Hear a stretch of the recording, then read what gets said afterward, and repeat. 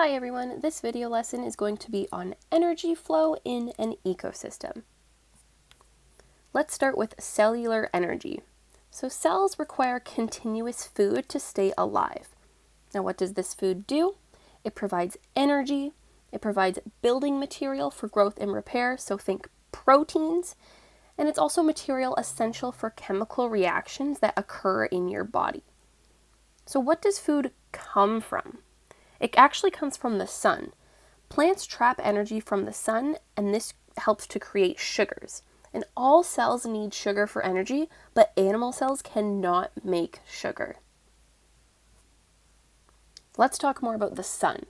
So it lights and warms the surface of the earth, and it also provides energy needed to evaporate water from the oceans and lakes to form rain and snow. It also provides energy used by green plants to make the compounds that maintain their lives and serve as good for all organisms. Remember how in the last video lesson I said the atmosphere is responsible for absorbing some of the solar radiation as well as reflecting it? And that is what we can see here. So 30% is reflected by clouds or the Earth's surface.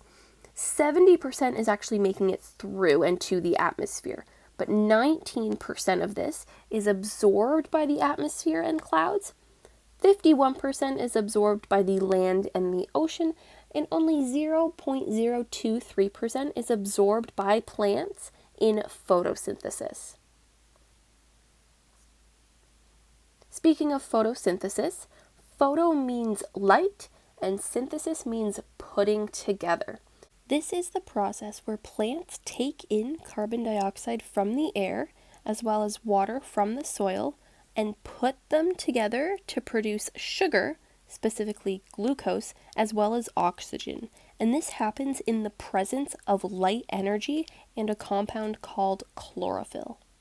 Note that this sugar, known as glucose, is a form of stored energy.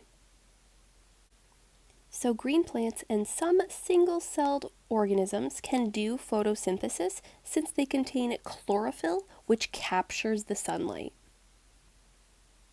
The word equation for this process is sunlight plus carbon dioxide plus water gives you sugar, specifically glucose, and oxygen.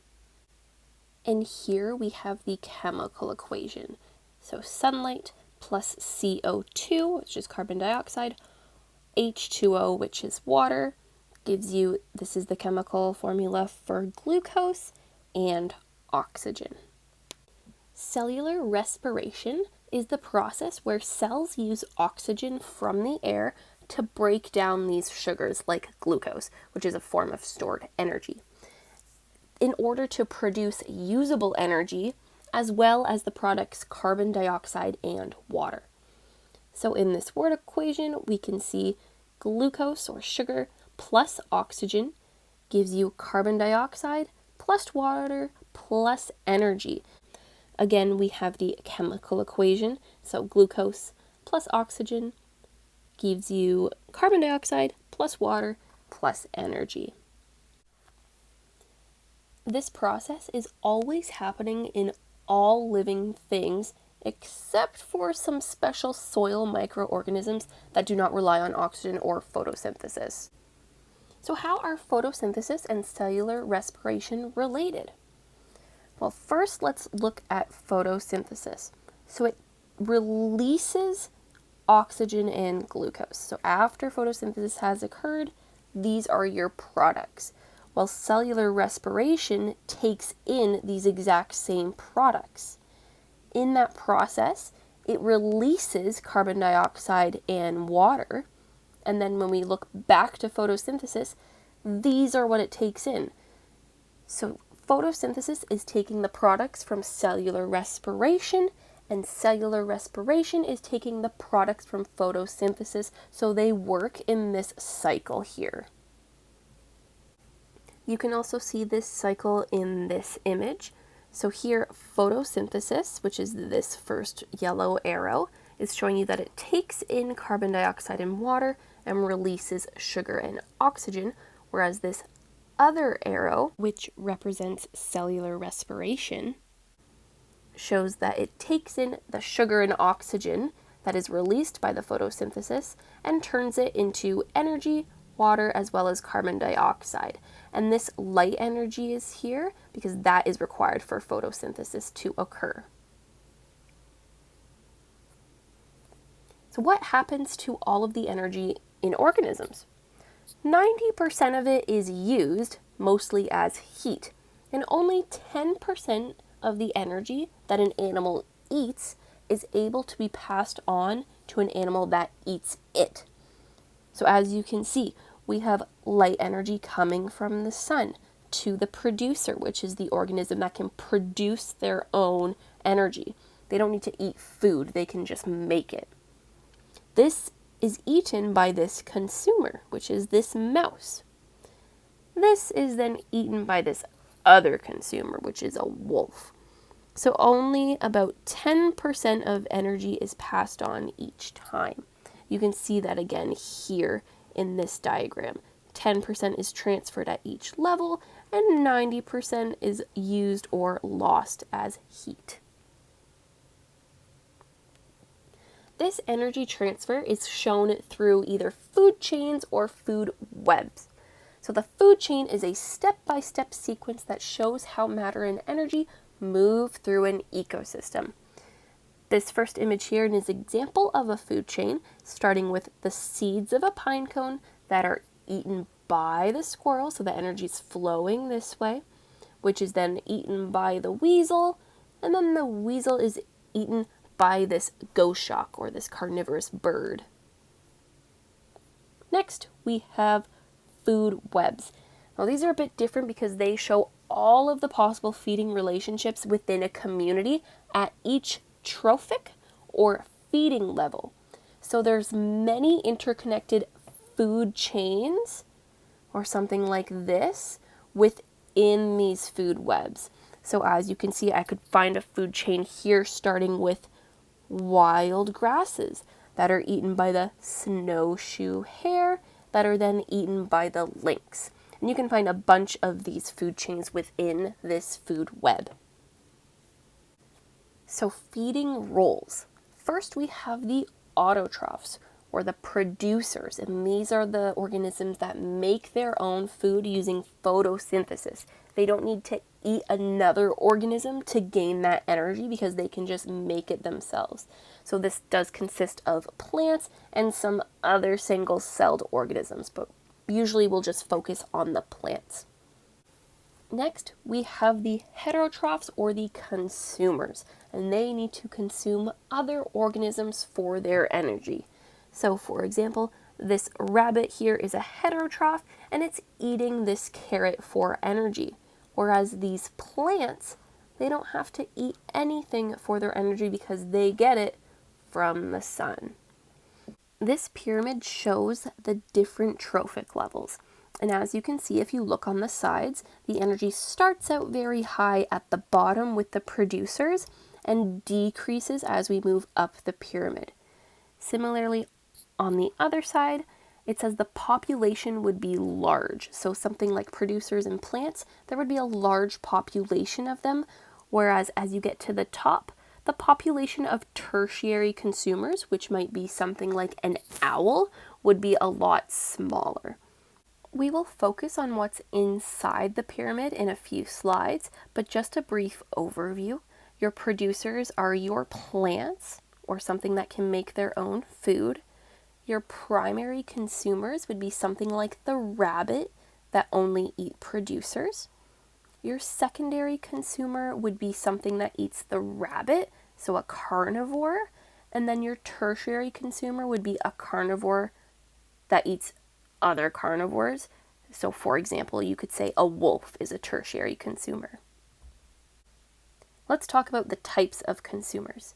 So first we have herbivores, and these are animals that eat plants or producers. So for example, the rabbit, we know it likes to eat vegetables and it won't eat any other animals. However, a carnivore eats other animals. So for example, we'll use the same one, the wolf. They will hunt things like deer, elk, and even moose. omnivore eats both plants and animals.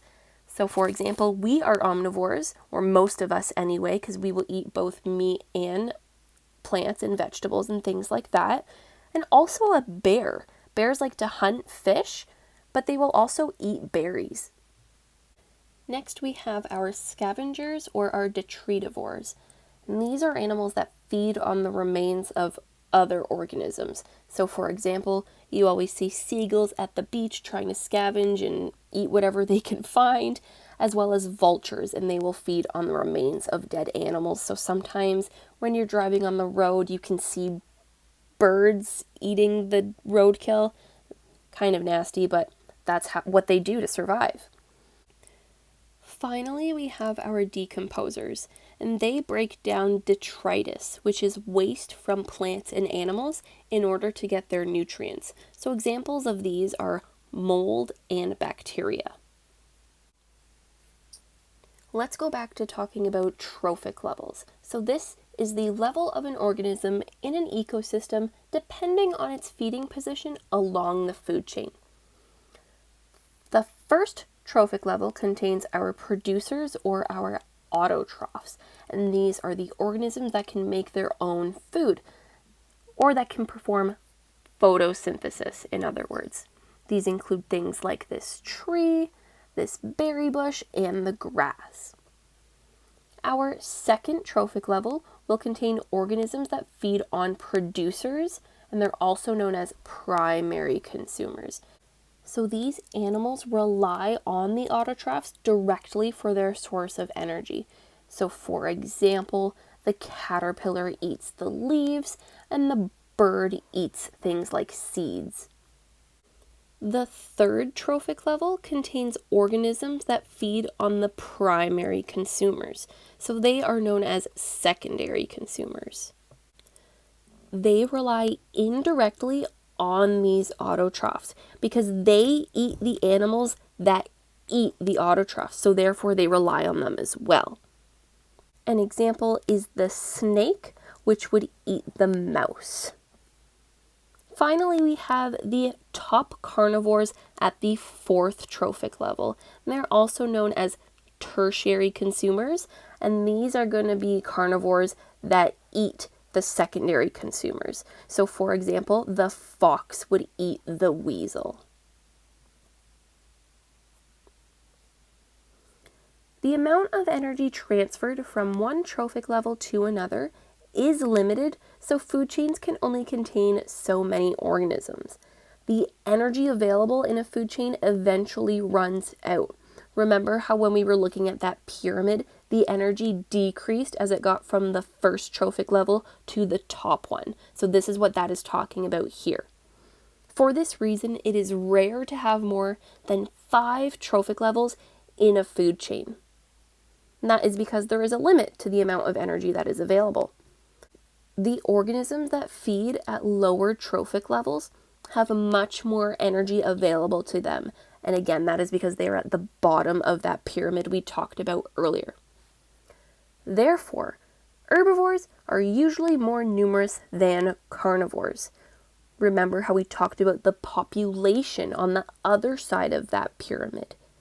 And disruptions or changes at lower trophic levels can have a profound impact on the entire ecosystem. And this is because the highest trophic levels all rely on the trophic levels below it. If the one at the bottom goes out of whack a little bit, it's going to affect and have a chain reaction on every single level that is above it and that is relying on it. Take a minute and pause this video and try to answer these questions. Identify 4 food chains in the food web pictured on the right. I did an example of this earlier when we showed the first food web. And the second question is, what are 2 things that are missing from this food web? So pause this video, think of your answers, and then come back.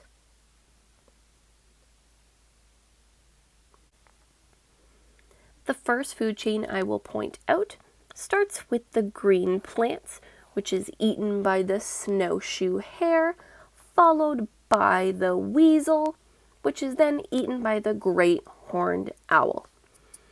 A second one would be your green plants, then the mouse, and then straight to the great horned owl. A third one is green plants, followed by the grouse, followed by the weasel, and then back up to the great horned owl. One last one is green plants, followed by insects, followed by a shrew, and ending at the great horned owl. And there are a few more food chains in this food web that you could pick out. Now, what are the two things that are missing from this food web? Well, first we are missing the decomposers. And remember, these organisms break down the waste from plants and animals. And the other thing we are missing is the sun, which is required for the green plants to produce energy. The final topic for this lesson is an ecological niche. So this is the function that a species serves. It's basically their role or their job in its ecosystem. And this includes what it eats, what eats it, and how it behaves. Different organisms occupy different niches, and this reduces the competition between species. So for example, the hawk and the owl, they both eat similar things, but they nest in different areas, they hunt at different times of the day, they also hunt in different areas, and they have different adaptations that allow for their different roles. So for example, wing shapes and eyes.